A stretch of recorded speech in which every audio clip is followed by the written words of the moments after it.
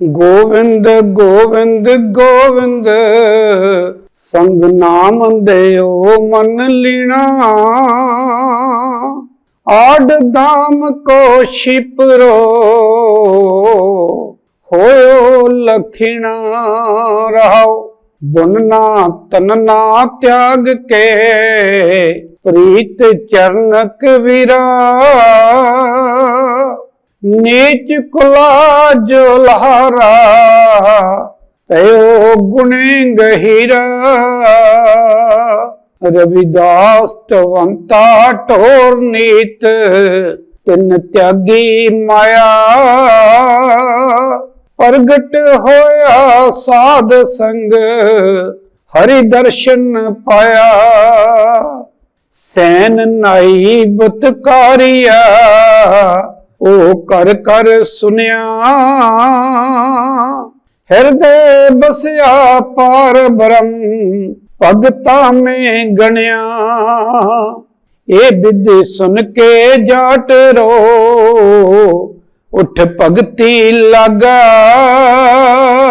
मिले प्रतख गोसैया तन्ना बड़ पगा। ए विधि सुन के जट रो उठ भगती लगा। मिले प्रतख गोसैया तन्ना बड़ पगा। वाहेगुरु जी का खालसा वाहेगुरु जी की फतेह। आसा महला पंजवां।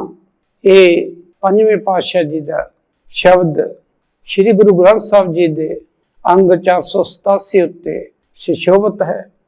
पंजवें पातशाह जी ने इस शब्द दे विच जो उन्होंने दर्शाया है, उन्होंने अपने मुखारविंद तो दस्या है कि दुनिया उत्ते किन्ना भी कोई किसी भी कुल दे विच पैदा हो जाए, किन्ना भी उस दे विच घर दे गरीबी होवे, किन्ना भी दुनिया उसनूं माड़ा कहे, पर जिन्हां लोकां ने परमात्मा का ओट आसरा ले लिया अपने जीवन दे विच, नाम नूं पहल देती, उस परमात्मा की सिफत सलाह दे विच लग गए, इस दुनिया के झमेलियां नूं छड़ दिता, फिर वो दुनिया के उत्ते आके जिन्हां नूं लोग माड़ा माड़ा कहंदे आ, वो फिर दुनिया के उत्ते सदा लई अमर हो जाते हैं। सो इन्हां भगतां दी जिथे उन्होंने वडियाई की है, उत्थे नाल दे नाल उन्होंने ये शब्द दे विच दर्शाया है कि लोग उन्होंने बारे की कहंदे सी, की सुनते सी, किवें उन्हां दा मजाक उड़ाया जांदा सी, पर ऐसा गुरु दे रंग दे विच रंगे गए कि दुनिया दे उत्ते सदा लई अमर हो गए। सो इस शब्द दे विच गुरु महाराज जी अपने मुखारविंद तो कह रहे हैं, गोविंद गोविंद संग नाम देओ मन लीना। आड दाम को शिपरो होयो लखीना। कहंदे नामदेव जी ने उस पार ब्रह्म दे विच, परमात्मा दे विच, गोविंद दे विच ऐसी लगन लाई, ऐसी सिफत सलाह दे विच जुड़े, ऐसा नाम नूं जपिया, ऐसा परमात्मा दे भगती दे विच लीन होए। आड़ दम को शिपरो होयो लखीना। जिन्हां नूं कहंदे लोक ये कहंदे सी कि अद्धी कौडी दे मालक नहीं, तां लखां दे विच गिणे गए। भगती दा एडा वड्डा रुतबा है, परमात्मा दा एडा वड्डा दर्जा है, जेकर उसदी बख्श हो जाए, उसदी नजर सवली हो जाए, तो फिर दुनिया के राजे राणे जिहड़े आ वो नाम दे रंगे हुए भगतां दे पिछे पिछे तुरे फिरदे आ। इत्थे कोई जात नहीं गी, इत्थे कोई मजहब नहीं गा, इत्थे कोई इलाका नहीं गा, इत्थे कोई बोली नहीं, सिर्फ ते सिर्फ उस परमात्मा दा जिन्हां ने आके दुनिया ते नाम जपिया, उन्हां दे बारे पंजवें पातशाह ने जो सिफत सलाह कीती है, उन्हां दे विच नामदेव जी बारे जो पंजवें पातशाह ने कहा है कि ऐसी प्रीत लाई, गोबिंद की सिफत सलाह दे विच मस्त हुए, मगन हो गए, तो उन्हां दा दुनिया के उत्ते बहुत बड़ा रुतबा बनया, जिन्होंने कोई जानता तक नहीं सी। इहो ही जानते सी कि ये शिंबा जात के लोग, इन्हां दा काम तां हथी किरत करना है, चंदे छापने हैं, पर जिथे उन्होंने अपनी किरत करके खाधा, उत्थे नाम दे विच ऐसे मस्त होए कि परमात्मा नूं उन्हां नूं आके दर्शन भी देने पे। क्योंकि सतगुरु रविदास महाराज जी कहते हैं, निमित नाम देओ दुध प्याया, तो जग जन्म संकट नहीं आया। दुनिया ते कहते संकट रहा ही नहीं कोई। ऐसा नामदेव जी ने परमात्मा नूं याद करके भोग लवाया कि रहिंदे दुनिया तक अज जिन्नी देर तक चंद सूरज तारे रहने हैं, सतगुरु नामदेव जी का नाम जिहड़ा है वो अमर है।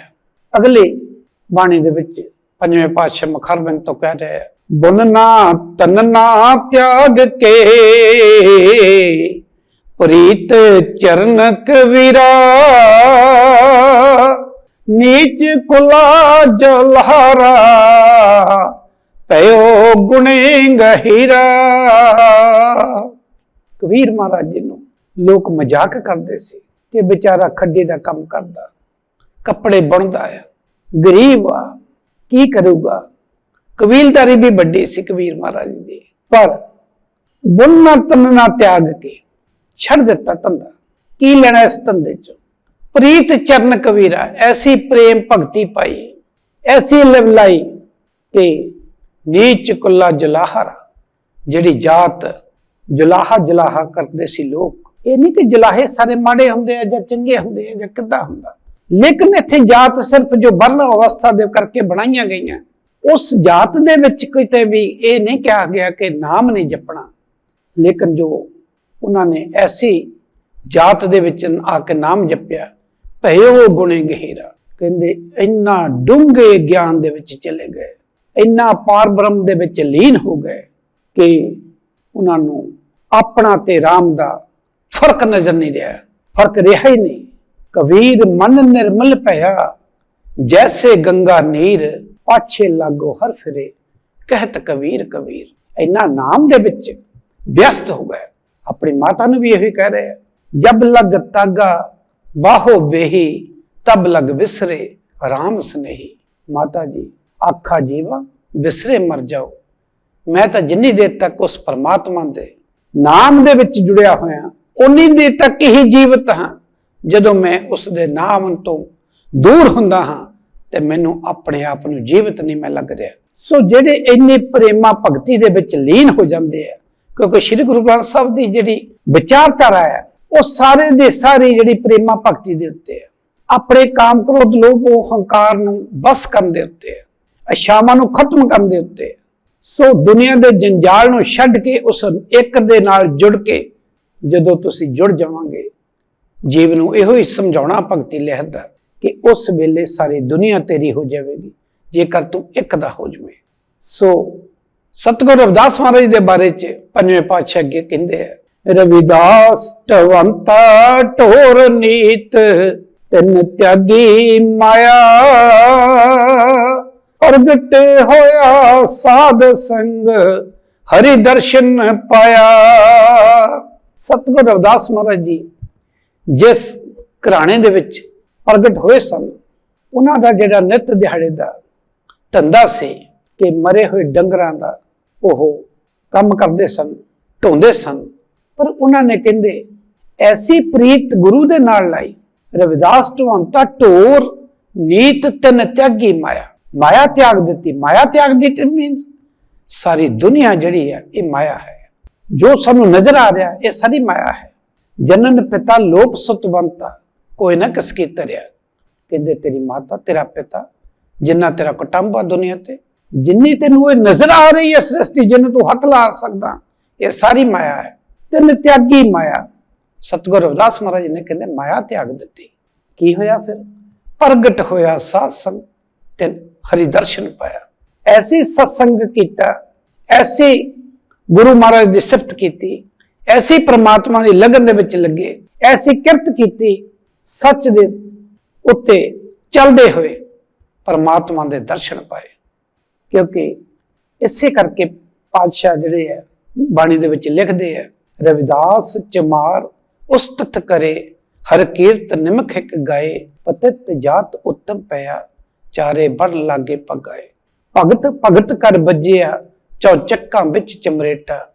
गुरु भाई गुरदास जी अपने लिखते हैं कि ऐसा सारे दुनिया ते मशहूर हुए कि दुनिया जिहड़ी है सतगुरु रविदास महाराज के दर्शनां नूं तरसी। सो उन्होंने चारे वर्ण जिहड़े दुनिया दे है उन्होंने नतमस्तक होए सतगुरु रविदास महाराज जी नूं मन्निया। क्यों? क्योंकि सच दे मार्ग ते जिहड़ा चलदा है ना उहदी कोई जात हुंदी है, ना उहदी कोई धर्म हुंदा है, ना उहदी कोई बोली हुंदी है, ना कोई इलाका हुंदा है, ना कोई कुल हुंदी है। सिर्फ ते सिर्फ इक्को ही है कि मानवता की खातर अपने आप को कुर्बान करते हुए इंसानियत ते चलते हुए वो कुरीतियां दे विरुद्ध आवाज उठाते हैं। सतगुरु रविदास महाराज ने भी आवाज उठाई। उस वेले दे लोगों को कहा अपन बापे ना ही किसी को पावन को हरि राजा। जेडे लोग कहते सी कि तुसी नाम नहीं लै सकते, तुसी परमात्मा का गुणगान नहीं कर सकते, इत्थे तक लिख दिता अपन बापे ना ही किसी को पावन को हरि राजा। शब्द दे विच बयान करते हैं कि यह किसी दी पिता दी औलाद नहीं है भगवान। इनू तां जेड़ा भी इहदे भावना रखदा है, नाम जपदा है, ये उसदा है। ये किसी कुल दा नहीं है, किसी इलाके दा नहीं है, सर्व व्यापक है। सर्व व्यापक होने करके इहदे विच किसी जात दा कोई चक्कर नहीं है, सिर्फ ते सिर्फ सच दा चक्कर है। क्योंकि जदों असीं सच ते चलांगे, किसी दे नाल धोखा नहीं करांगे, तो असीं उस परमात्मा नूं पा सकते हैं जिहड़ा कि इस दुनिया का मालक है। सैन नाई बतकारिया ओ कर कर सुनिया, हृदय बसया पार भरम भगता में गणिया।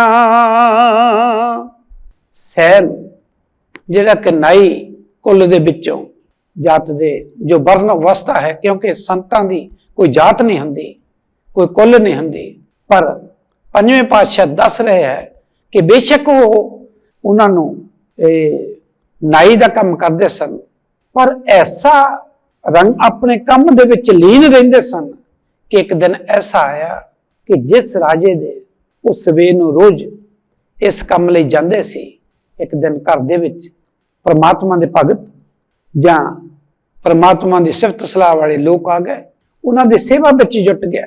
उन्होंने भुल गया कि मैं तो अपनी ड्यूटी ते जाना है, पर परमात्मा नूं पता सी। परमात्मा खुद सैन बन के उस राजे दे घर पहुंचा और जिस टाइम ते राजे दी वो काम करना सी वो काम करके गया। और सैन नूं जदों फ्री टाइम लगा तो दौड़ा जांदा, जाके राजे दे नमस्कार करके माफी मंगदा कि मैं जी लेट हो गया। वो कहंदे किस लिए? कहंदे मेरे घर प्राहुणे आ गए, मैं इस करके आ नहीं सकिया समय सिर। वो कहंदे सैन अज तो जिन्ना टाइम काम वधिया कीता कोई कर ही नहीं सकता, तू तो अज बहुत वधिया मैनू आराम मिलिया। तो फिर सैन जी नूं पता लगा कि आप भगतां दे कारज सवारदा।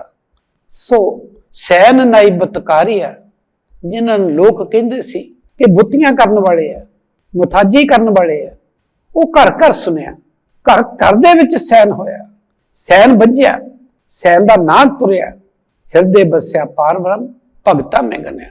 ऐसी सिफत सलाह दे विच जुड़े कि भगतां दे विच आ गया।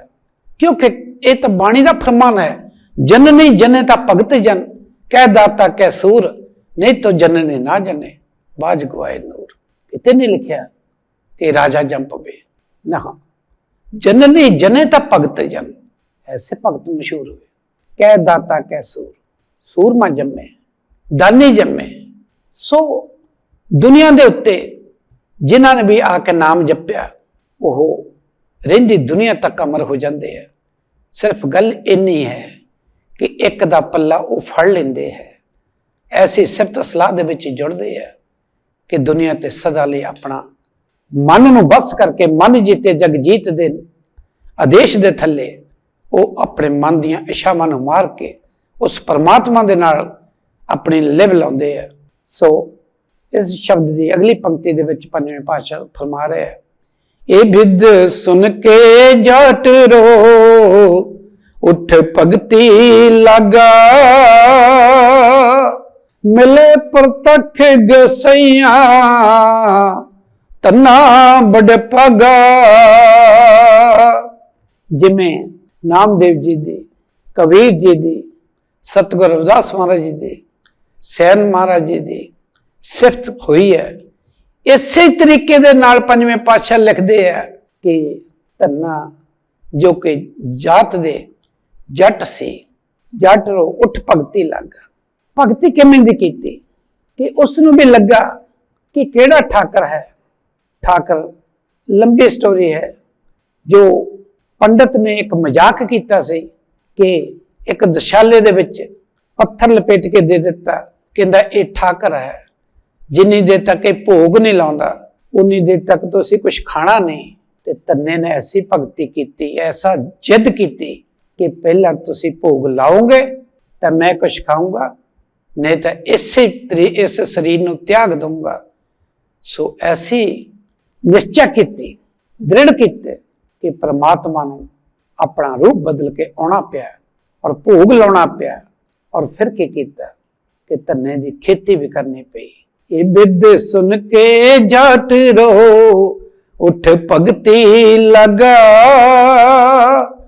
मिले प्रतख गसैया धन्ना बड़ पगा।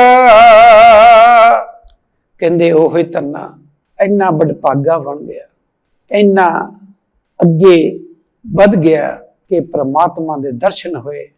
और दर्शन नहीं कले हुए कि परमात्मा नूं जो धन्ने ने कहा वह आके करना पिया। सो जिहड़े गुरु हुंदे आ साडे धन्ना भगत जी, जिन्ने भी साडे गुरु आ, श्री गुरु ग्रंथ साहिब जी दे विच जिन्हां दी बाणी दर्ज सारे गुरु आ, ये सारियां दी एक महिमा है। जिमें कि सतगुरु रविदास महाराज की महिमा है कि दार्द देख सब को हसे ऐसी दशा हमारी।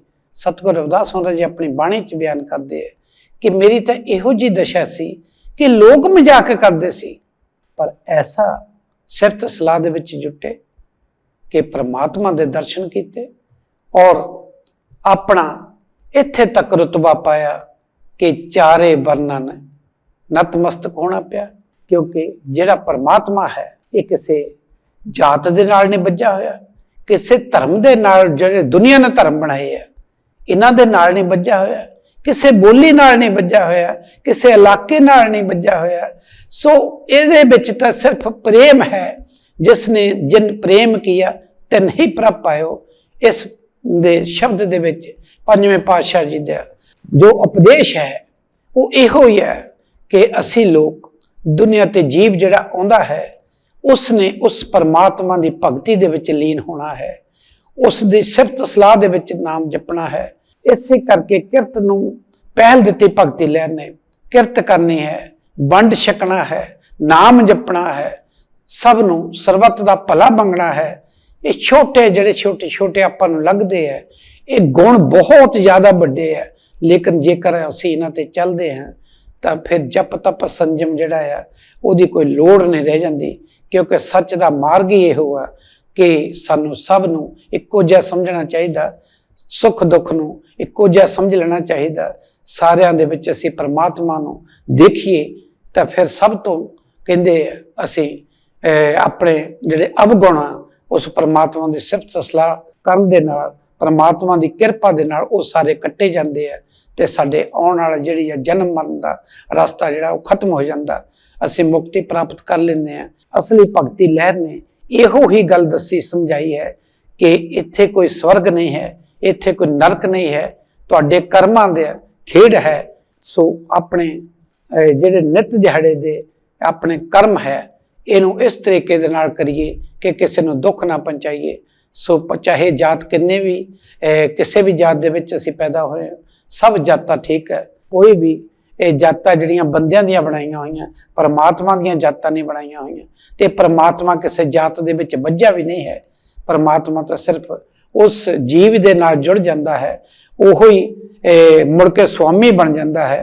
क्योंकि जो परमात्मा पहला जिस रूह नूं भेजदा है उस रूह का कम है कि आके इत्थे दुनिया दे उत्ते नाम जपना, नाम दे विच लीन होना, फिर वो स्वामी बन के दुनिया तो जाता है। सो इस शब्द दे विच गुरु महाराज जी जो सानू समझाउंदे है उस ते आपां अमल करिए, अपने जीवन नूं सफल करिए। इहो ही गुरबाणी दे उपदेश दे उत्ते चलदे होए जिहड़ा मनुखा जन्म है मिलिया सानू, ਇਹ ਕਿਤੇ ਕੌਡੀਆਂ ਦੇ ਭਾਰ ਰੁੜ ਨਾ ਜਾਵੇ, ਇਹ ਕੌਡੀਆਂ ਦੇ ਬੱਟੇ ਨਾ ਗਵਾ ਦੇਈਏ।